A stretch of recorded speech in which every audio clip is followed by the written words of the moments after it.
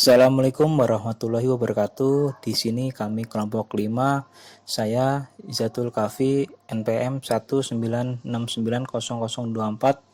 dan teman saya yaitu Sherly Algani NPM 196900001. Kami di sini akan menjelaskan materi mengenai formulasi pangan penderita kurang gizi. Penjelasan yang pertama yaitu mengenai gizi kurang. Apa sih gizi kurang? Gizi kurang merupakan suatu keadaan di mana kebutuhan nutrisi pada tubuh tidak terpenuhi dalam jangka waktu tertentu, sehingga tubuh akan memecah cadangan makanan yang berada di bawah lapisan lemak dan lapisan organ tubuh.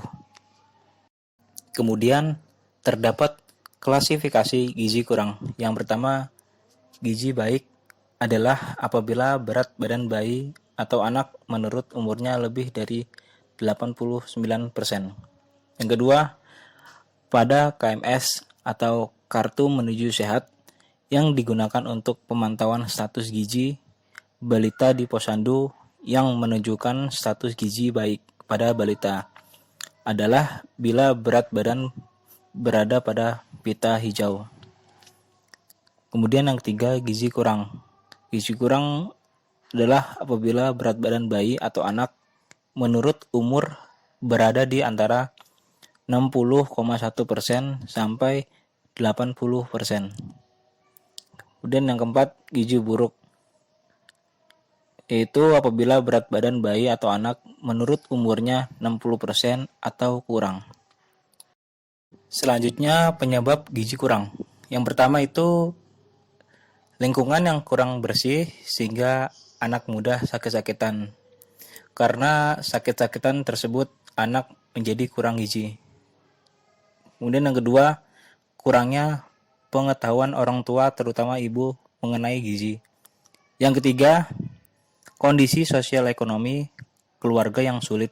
Faktor ini cukup banyak mempengaruhi karena jika anak sudah jarang makan, maka otomatis mereka akan kekurangan gizi.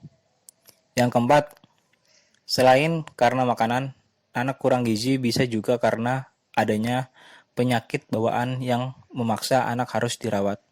Misalnya penyakit jantung dan paru-paru bawaan. Yang kelima, sosial budaya, yaitu adanya kepercayaan dan pantangan-pantangan tertentu terhadap beberapa jenis bahan makanan. Yang keenam, pengadaan dan distribusi pangan. Adanya golongan rentan seperti bayi, anak balita, ibu hamil, dan ibu menyusui sering mengalami keadaan gizi kurang yang itu disebabkan karena adanya distribusi pangan antar anggota keluarga yang tidak merata. Kemudian di slide selanjutnya yaitu akibat gizi kurang. Akibat gizi kurang, pertumbuhan anak menjadi terganggu karena protein yang ada digunakan sebagai zat pembakar sehingga otot-otot menjadi lunak dan rambut menjadi rontok. Kemudian kekurangan energi yang berasal dari makanan mengakibatkan anak kekurangan tenaga untuk bergerak dan melakukan aktivitas. Anak menjadi malas dan merasa lemas. Dan sistem imunitas dan antibodi menurun sehingga anak mudah terserang infeksi seperti batuk, pilek, dan diare. Itu yang terakhir, gizi kurang pada anak dapat berpengaruh terhadap perkembangan mental. Kekurangan gizi dapat berakibat terganggunya fungsi otak. Kemudian di slide selanjutnya yaitu formulasi pangan penderita kurang gizi. Upaya-upaya yang dalam meningkatkan pengetahuan orang tua mengenai gizi, melakukan pengobatan kepada si anak dengan memberikan makanan yang dapat menjadikan status gizi si anak menjadi lebih baik. Dengan demikian, harus dilakukan pemilihan makanan yang baik untuk si anak. Makanan yang baik adalah makanan yang kuantitas dan kualitasnya baik.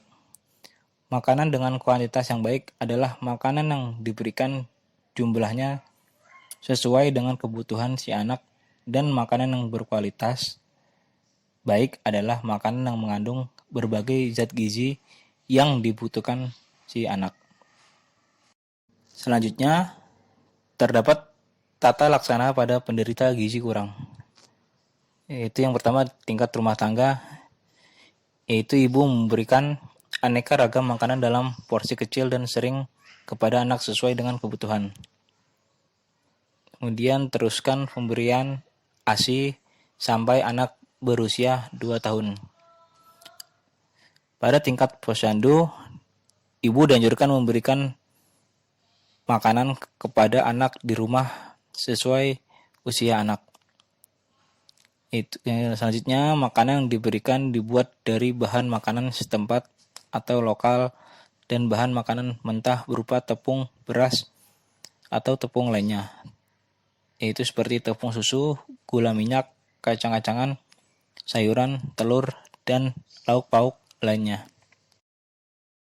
Persyaratan jenis dan bentuk makanan tambahan.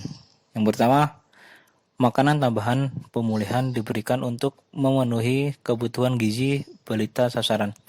Yang kedua, makanan tambahan balita sasaran yaitu diutamakan berupa sumber protein hewani maupun nabati, seperti misalnya ikan, telur, daging, ayam, kacang-kacangan, dan hasil olahan seperti tempe dan tahu, serta sumber vitamin dan mineral yang terutama berasal dari sayur-sayuran dan buah-buahan setempat. Itu yang ketiga, makanan tambahan diberikan sekali sehari selama 90 hari berturut-turut. Mungkin itu saja penjelasan dari kami, kurang lebihnya mohon maaf apabila ada kekurangan. Kurang lebihnya, wassalamualaikum warahmatullahi wabarakatuh.